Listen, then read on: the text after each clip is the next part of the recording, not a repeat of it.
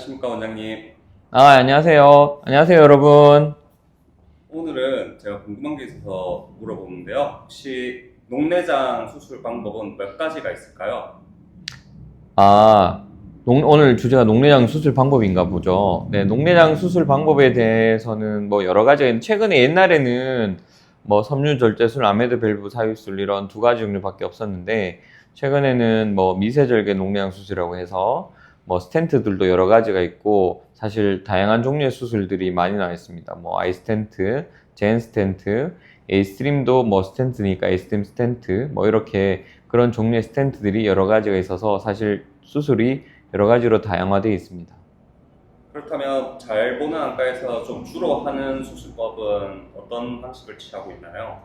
저는 사실 주로 하는 수술법은 없고요. 조금 전에 말씀드린 여러 가지 수술에 대해서 다 하고 있는데, 이제 환자분마다 적응증이 다릅니다. 그래서 뭐 안압이 높은 사람, 안압이 낮은 사람, 뭐 녹내장 타입 이런 거에 따라서 뭐 또 백내장 수술과 같이 하는 거의 유무에 따라서 뭐 이 스텐트를 하기도 하고 이 수술을 하기도 하고, 그건 이제 환자분과 상의를 하게 되겠죠. 환자분 상의에 맞춰서, 그 상황에 맞춰서. 그래서 그것들은 뭐 주로 하는 건 없다. 그러니까 환자분에 맞춰서 거기에 최적의 수술을 하고 있다. 이렇게 생각하시면 되겠습니다.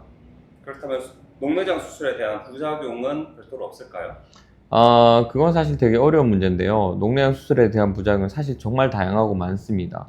대부분의 녹내장 수술들은 안압을 낮추기 위한 수술이니까 공통된 합병증을 들자면, 그러니까 저안압증이죠. 그러니까 일시적으로 저안압증이 오든, 길게 오든, 그 저안압증이 오면 뒤에 맥락막 박리도 오고, 시력도 많이 떨어지고, 그렇죠. 근데, 그것은 반드시 필연적일 수가 있다고 봅니다. 처음에 수술 후에 저안압증이 와야 시간이 지나면 조금 더 안압이 높아지는 거를 많이 방지할 수가 있거든요. 그래서 대표적인 게 그런 것들, 그 외에 뭐 전방출혈, 그 다음에 뭐 물주머니 만든 수술은 물주머니에 이제 새는 게 발생한다든지 뭐 그런 것들, 그런 것들이 대부분 다 초기에 나타날 수 있는 합병증이고, 말기에 가서는 뭐 안내음이라든지 이런 것들이 있겠죠.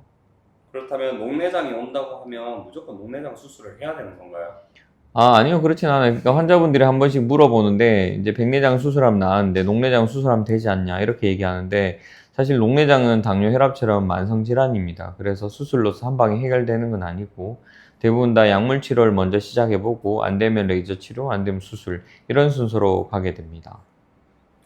그리고 제가 제일 궁금했던 게 저희 나이가 들면 백내장이 다 온다고 하셨는데 네. 백내장 수술과 녹내장 수술을 동시에 할 수 있나요?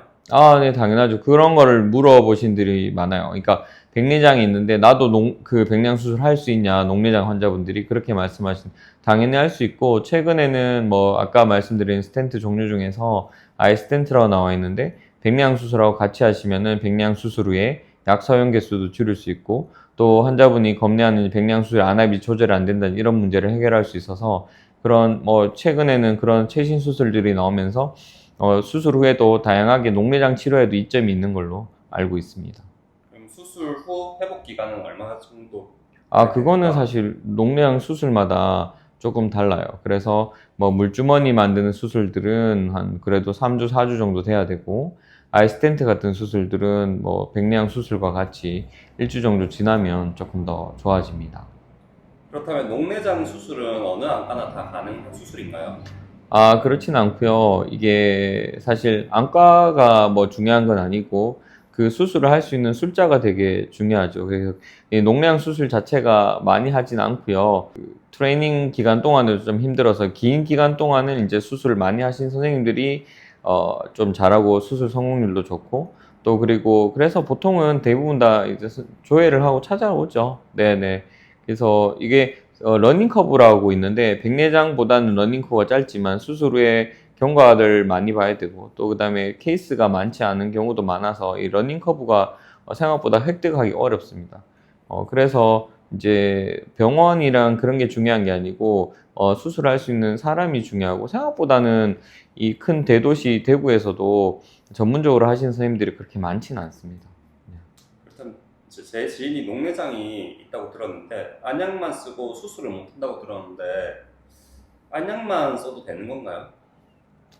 이게 마지막 질문인 것 같은데, 그 안약만 써도 되는 사람도 있고 안약만 써도 안 되는 사람들이 있죠. 그거는 약을 써보고 우선 첫 번째 치료 우선 안약 치료니까 안약을 써서 안압을 낮춰보고 그래도 안 되면 수술이나 레이저 치료 가는 거니까 할 필요가 없는 거예요. 환자분들이 한 번씩 헷갈리는 게 있는데 수술을 할 필요가 없는 거랑 수술을 할 수 없는 거는 사실 다른 개념입니다. 안약을 써서 충분히 조절 잘 되는 사람은 수술이 할 필요가 없어서 안 하는 거고요. 안약을 써서 안압이 조절이 안 되고 진행하는 사람은 수술할 필요가 있는 사람이 수술해야 되는 거죠. 그러니까 그런데 대부분의 환자분들은 수술할 필요가 없는 사람이기 때문에 선생님들이 수술 안 해도 된다, 수술할 필요 없다 얘기를 간혹 오해하는 경우가 좀 있습니다.